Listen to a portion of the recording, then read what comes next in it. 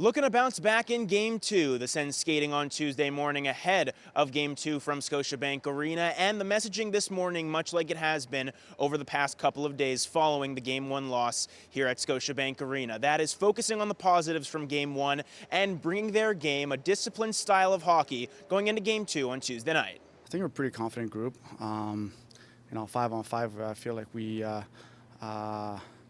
generated chances and played good defensively. So, I mean, we don't have to change much here. Obviously, you look at the score and it looks like we got a beat down, but we just gotta do what we've been doing all year. When you give that type of team 6 power plays, they're gonna make you pay, and they did. But we have some things to clean up, and yeah, hopefully we get the power play advantage tonight and score some goals. 5-on-5, I thought we played pretty well. We got our chances. We didn't score on our chances, but we got our chances, which is good. And I think we got to get to the front of the net more.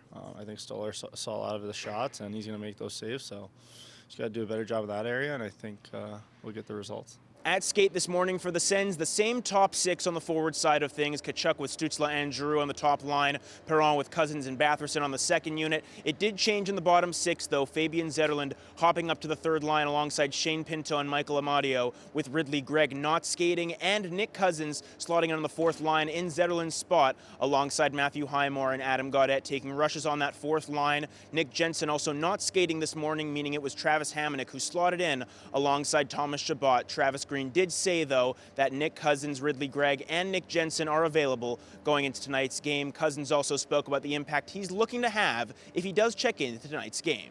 Going to want to try and come in and help the guys out and, provide some energy and, get a win. At the end of the day, that's what we need to do tonight, and get a split on the road and then head home and have our fans and behind us for games 3 and 4. He's won. He's played in pressure situations. He's feisty. He competes hard.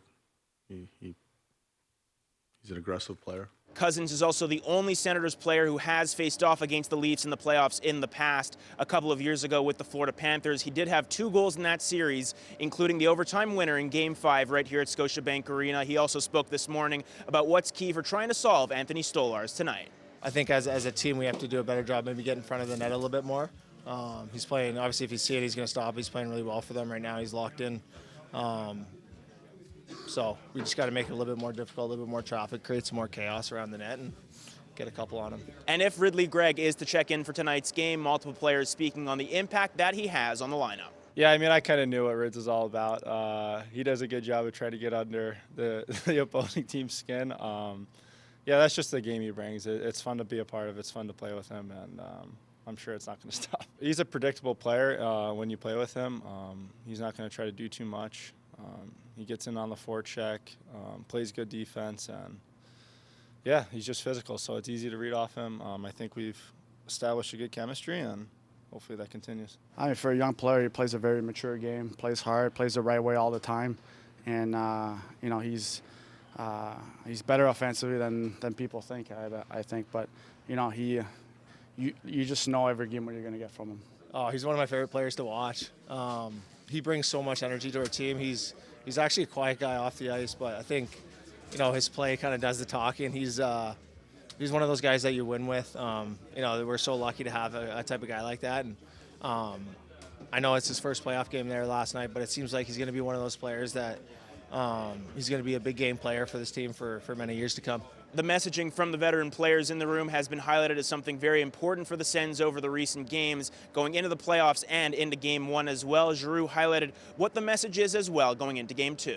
Obviously, we talk about games, talk about past experiences, and there's not much to say really. It's when you step on the ice for the first time in the playoff, whether or if you're 37 or 20, it doesn't matter.